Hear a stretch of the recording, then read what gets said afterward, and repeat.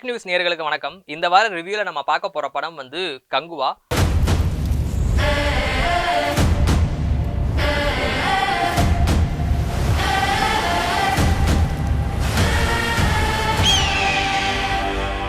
சூர்யா அவர்கள் நடித்து தியேட்டருக்கு சுமார் ஒரு 2 வருஷத்துக்கு அப்புறமா ஒரு படம் வந்திருக்குது. அதுவும் ரொம்ப பிரம்மாண்டமா ஒரு கங்குவாவா வந்திருக்குது.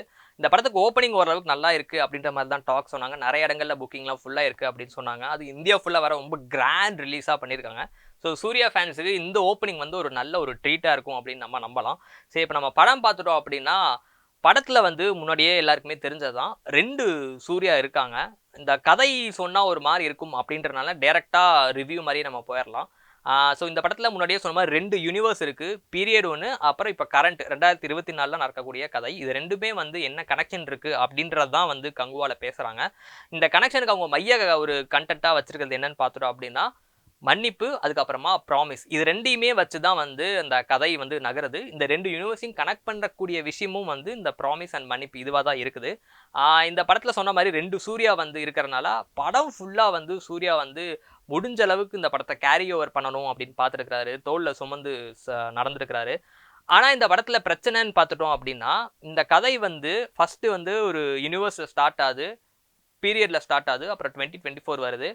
அந்த 2024 வந்து அப்படியே அப்ரப்ட்டா கட் ஆன மாரி ஒரு திடீர்னு ஒரு ஃபீல் இருக்கும். ஒரு ஹை பாயிண்ட் இருக்கும். அதுல என்ன நடக்கும் அப்படின்னு பார்க்குறோம். அப்படியே கட் ஆகி திருப்பி ஒரு பீரியாடிக் ஒரு ஃபீலுக்கு திருப்பி போயிடுறாங்க. அந்த ஸ்டோரிக்கு போயிடுறாங்க.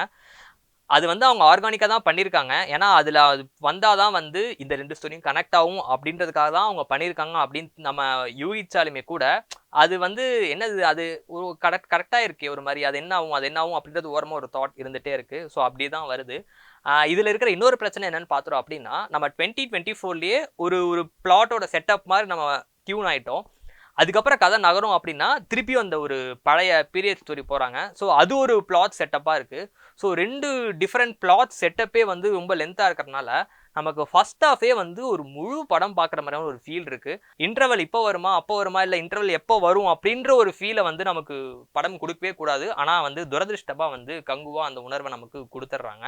பிரம்மாண்டமான ஒரு கதைக்களமா இருக்கு. அந்த மாதிரியான காட்சிகள் இருக்கு. அதுல மாஸ் எலிமெண்ட்ஸ் இருக்கு அப்படின்றப்போ மியூசிக் வந்து ரொம்ப முக்கியம் தான். அதுக்கு டிஎஸ்பி வந்து ரொம்ப நெறையா சூப்பராவே கம்போஸ் பண்ணியிருந்தாலுமே கூட, பல இடங்கள்ல வந்து நமக்கு ரொம்ப சத்தமா இருக்கிற மாரி ஒரு ஃபீல் இருக்கு. அது வசனங்கள்லயும் சரி, வசனம் இல்லாத இடங்கள்லயும் சரி, அதுல படத்துல இருக்கக்கூடிய கதாபாத்திரங்கள் எல்லாருமே வந்து ரொம்ப கத்தி பேசுறாங்க, கத்திட்டே இருக்கிறாங்களோ அப்படின்ற மாரி உணர்வு இருக்கு.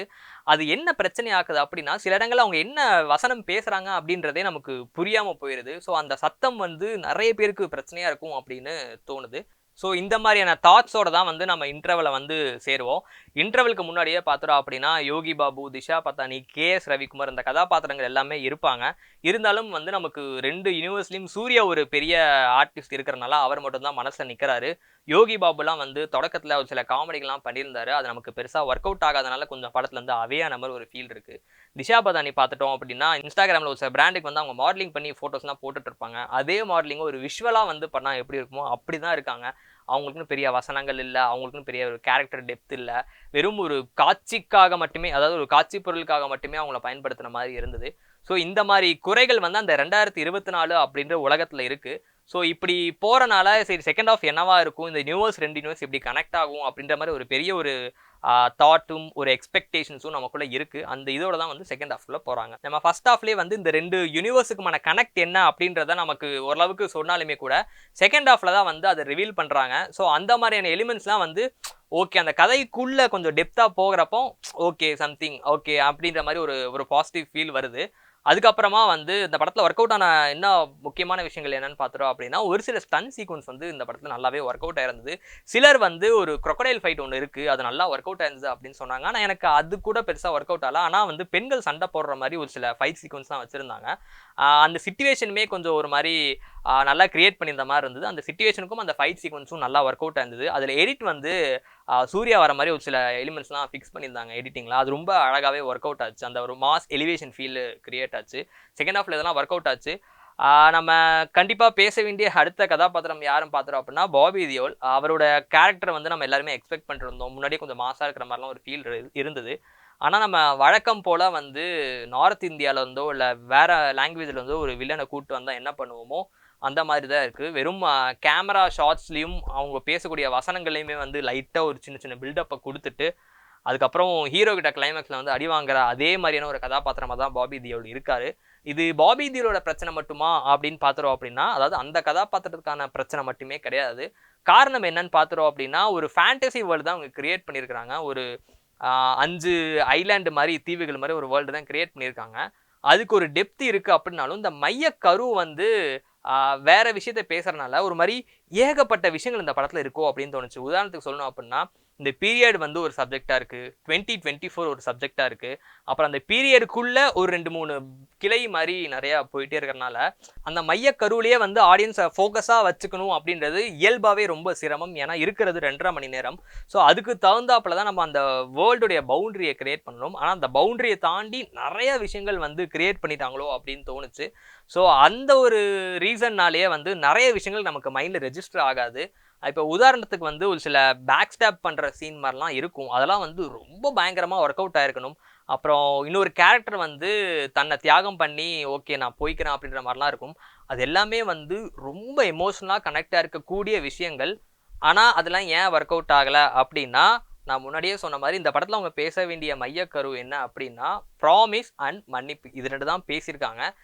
அப்போ நீங்க இவ்ளோ யூனிவர்ஸை கிரியேட் பண்றீங்க அப்படின்னா, ஒரு 2 பேரலல் யூனிவர்ஸை கனெக்ட் பண்றீங்க அப்படின்னா, அந்த அளவுக்கு வந்து அந்த எமோஷன் வந்து ரொம்ப ஆழமா இருக்கணும். ஆனா அது இல்லாதனால நமக்கு இப்போ நான் சொன்ன முன்னாடி அந்த சீன்ஸ்லாம் வந்து பெருசா ஒர்க் அவுட் ஆகல. ஒரு அப்பா மகன் உறவை பேசக்கூடிய படம் அப்படின்னா, அவங்க 2 பேத்துக்கு நடுவில் இருக்கக்கூடிய அந்த எமோஷன்ஸை வந்து ரொம்ப டெப்தா வந்து ஆடியன்ஸுக்கு கனெக்ட் பண்ணணும். அது மிஸ் ஆச்சு அப்படின்னா அந்த படத்தோட வேல்யூவே வந்து கொஞ்சம் டவுன் ஆகும் இல்லையா? அதே மாதிரி தான் இந்த படத்தில் கங்குவால மிஸ் ஆச்சோ அப்படின்னு தோணுது. ஒரு சூர்யாவுக்கும் ஒரு சிறுவனுக்கும் நல்ல ஒரு உறவை தான் அந்த படத்தில் கிரியேட் பண்ணியிருப்பாங்க. அதுக்குள்ள தான் அந்த மன்னிப்பு, அதுக்கப்புறமா ப்ராமிஸ் இருக்கும். ஆனால் அது வந்து இன்னும் கொஞ்சம் ஆழமாக காமிச்சிருக்கலாமோ, இல்லை வேற மாதிரி காமிச்சிருக்கலாமோ அப்படின்ற ஒரு ஃபீல் இருக்குது. ஆனால் அதை தாண்டி படம் ஃபுல்லாக மாஸ், கத்திட்டு, சண்டை, போர் அப்படின்ற சொற்களே வந்து அதிக அளவுக்கு இருந்தனாலே என்னமோ தெரில, அது கொஞ்சம் மிஸ் ஆன மாதிரி ஒரு ஃபீல் இருந்தது.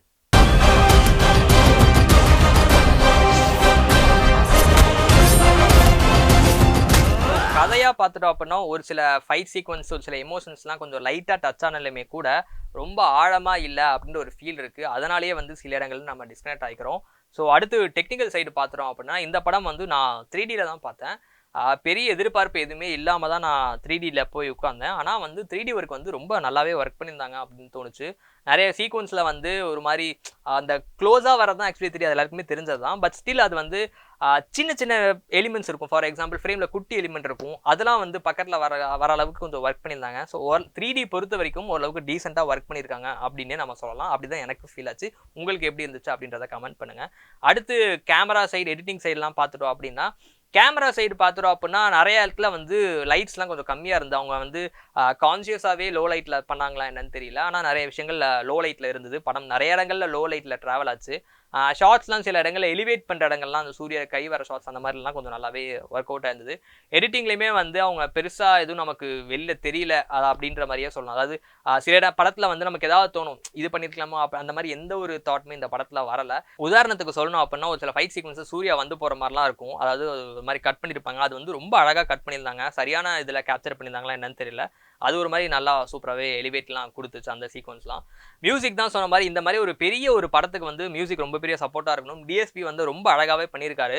அது மேபி ஒருவேளை அவங்க வந்து சவுண்ட் இன்ஜினியரிங்லேயே இல்லைன்னு தெரியல, சவுண்டு கொஞ்சம் ஏதாவது கம்மி பண்ணியிருந்தாங்கன்னா இது வந்து இன்னும் ஒரு பெரிய ஒரு சப்போர்ட்டாகவே இருந்திருக்கும் அப்படின்ற ஒரு ஃபீல். படம் ரிலீஸுக்கு முன்னாடி வந்து புஷ்பா அளவுக்கு ஒரு டாக் இல்லை அப்படின்றது நம்ம ஒரு நிதர்சனமாக அக்செப்ட் பண்ணிக்கலாம். ஆடியோ வைஸ் பார்த்தோம்னா புஷ்பாவில் பயங்கர பீக்கில் இருந்தது. அந்த பீக் வந்து கங்குவாக்கு இல்லை அப்படின்றது நம்ம வந்து ஃபேக்ட் அக்செப்ட் பண்ணி தான் ஆகணும். ஆனால் படம் பார்க்குறப்போ வந்து அந்த குறை எதுவுமே இல்லாமல் பண்ணிட்டார் டிஎஸ்பி அப்படின்னு தான் நம்ம சொல்லணும். விஎஃப்எக்ஸும் பார்த்துட்டோம் அப்படின்னா பெருசாக குறை சொல்லக்கூடிய அளவுக்கு எந்த ஒரு தாட்டுமே நமக்கு இல்லை தான். நம்ம எங்கேயாவது சில இடங்களில் வந்து ஒரு சில போர்ஷனில் வந்து கொஞ்சம் பிசிறு தட்டின மாதிரியான ஒரு சில தாட்ஸ்லாம் நமக்கு வரும். ஆனால் இந்த படத்தில் பார்க்குறப்ப அந்த மாதிரி பெரிய குறைகள் எங்கேயும் நம்ம கண்ணுக்கு தெரியல. அந்தளவுக்கு அவங்க ரொம்ப நல்லாவே ஒர்க் பண்ணியிருக்காங்க அப்படின்னு நம்ம சொல்லலாம். ஸோ ஃபைனலாக நம்ம ஆக்டிங்னு பார்த்துட்டோம் அப்படின்னா, அந்த படத்துல நிறைய கதாபாத்திரங்கள் இருக்காங்க. நட்ராஜ் இருக்காரு, அப்புறமா யோகி பாபு இருக்காங்க, திஷா பத்தானி இருக்காங்க, அதுக்கப்புறமா கருணாஸ் இருக்காரு. இந்த மாதிரி ஏகப்பட்ட பேர் இருக்காங்க. பிரேம் இருக்காங்க. ஆனா வந்து நமக்கு படத்துல முழுசா நிக்கக்கூடியது வந்து சூர்யா, அதுக்கப்புறம் ஒரு சின்ன பையன் கதாபாத்திரம். இது 2 மட்டும் தான் நமக்கு மனசுல நிக்கும். ஸோ மற்ற கதாபாத்திரங்கள் அவங்களுடைய மேக்கப்பும் சரி, அவங்களுக்கான ஸ்க்ரீன் ஸ்பேஸுமே கொஞ்சம் கம்மியா இருந்த மாதிரி இருந்தது. உதாரணத்துக்கு போஸ் வெங்கட், அதுக்கப்புறமா நட்ராஜ் இவங்க 2 பேர் வேணா கொஞ்சம் கம்பேரிட்டிவ்லி ஜாஸ்தியா இருக்கலாம். ஆனா மற்றபடி மற்ற கதாபாத்திரங்களுக்கு கொஞ்சம் ஸ்க்ரீன் ஸ்பேஸ் கம்மியாவே இருக்கு அப்படின்னே சொல்லலாம். ஆனா ஸ்க்ரீன்ல வந்த டைம்ல வந்து அவங்களுக்கான வசனங்கள்லாம் வந்து பார்க்குறப்ப, அவங்களோட காஸ்டியூம்ஸ், அவங்களோட மேக்கப் அதெல்லாம் பார்க்குறப்ப எல்லா ஆர்டிஸ்ட்டுமே வந்து ரொம்ப ஒரு கடுமையான ஒரு ஹார்ட் ஒர்க் போட்டிருக்காங்க அப்படின்னு நம்ம சொல்லலாம். அது நம்ம அவங்க பார்க்குறப்பே உங்களுக்கு தெரியும் அந்த ஃபீல். நான் ரொம்ப அதை டிஸ்டர்ப் பண்ண விரும்பல. சூர்யா பார்த்துட்டோம் அப்படின்னா, சூர்யா தான் முன்னாடியே சொன்ன மாதிரி படத்தை கேரி பண்ணிருக்காரு. சூர்யா ஃபேன்ஸ்க்கு நிச்சயமா ஒரு நிறைய ட்ரீட் தரக்கூடிய ஒரு மொமெண்ட்ஸாக இருக்கு. உதாரணத்துக்கு அவருடைய ஃபிசிக்கல் பாடி வந்து இந்த படத்தில் ரொம்ப அழகாக பயங்கரமாக யூஸ் பண்ணியிருக்காங்க. நிறைய இடத்துல வந்து ஃபேன்ஸுக்கு வந்து அந்த இடத்துல ஒரு விசில் பறக்கிற மொமெண்ட்டை சூர்யா கொடுத்துருக்காரு அப்படின்னே சொல்லலாம். இதெல்லாம் தவிர்த்து வந்து படத்தோட கிளைமேக்ஸில் ஒரு சர்ப்ரைஸ் கேமியோ இருக்குது. அது வந்து ஒரு ட்ரெண்டே ஆகி போச்சு. இப்போ ஒரு சர்ப்ரைஸ் கேமியோ உள்ளே கொண்டு வந்து செகண்ட் பார்ட்டுக்கு லீடு வைக்கிறது அப்படின்றது. ஸோ இந்த படத்துலையும் வந்து அந்த டெம்ப்ளேட்டை வச்சு முடிச்சிருக்கிறாங்க. ஆப்வியஸாக நான் சொல்லலை அப்படின்னாலும் எல்லாருக்குமே வந்து இப்போ ட்விட்டரில் போய் பார்த்துருப்பீங்க. யார் அவர் என்ன அப்படின்றலாம் வந்திருக்கும். இல்லைனா வாட்ஸ்அப் ஸ்டேட்டஸில் ட்ரெயின் விட்டு காமிச்சிருப்பாங்க. பட் ஸ்டில் நான் சொல்ல விரும்பல. அந்த கேமியோ வந்து நிச்சயமாக பல பேருக்கு ஒரு எக்ஸைட்மெண்ட் கொடுக்கும் அப்படின்னே நம்பலாம். ஓவராலாக ஒரு 220 ரூபா கொடுத்து 2.5 மணி நேரம் எக்ஸ்பீரியன்ஸாக இந்த படம் எப்படி இருக்கும் பார்த்துறோம் அப்படின்னா, எதிர்பார்த்த அளவுக்கு பெரிய ஒரு விஷயங்கள் இல்லாட்டியுமே கூட சில ஸ்டன் சீக்வன்ஸ் ஒர்க் அவுட் ஆயிருக்கு. சூர்யா அவர்களை வந்து ரசிக்கணும் அப்படின்னு ஆசைப்பட்டீங்க அப்படின்னா நிச்சயமாக தியேட்டர் போய் ரசிக்கலாம். பட் ஸ்டில் அந்த சத்தம் மட்டும் கொஞ்சம் கவனமாக எல்லாரும் இருந்துக்கணும். படத்தில் ரொம்ப சத்தமாக இருந்த மாதிரி ஒரு ஃபீல் இருந்தது. இந்த ரிவ்யூ உங்களுக்கு பிடிச்சிருந்தது அப்படின்னா உங்கள் ஃப்ரெண்ட்ஸ் எல்லாருக்கிட்டையும் ஷேர் பண்ணுங்கள். உங்களோட ரிவ்யூ என்ன அப்படின்றத கமெண்ட் பண்ணுங்கள். மறக்காமல் சப்ஸ்கிரைபும் பண்ணுங்கள்.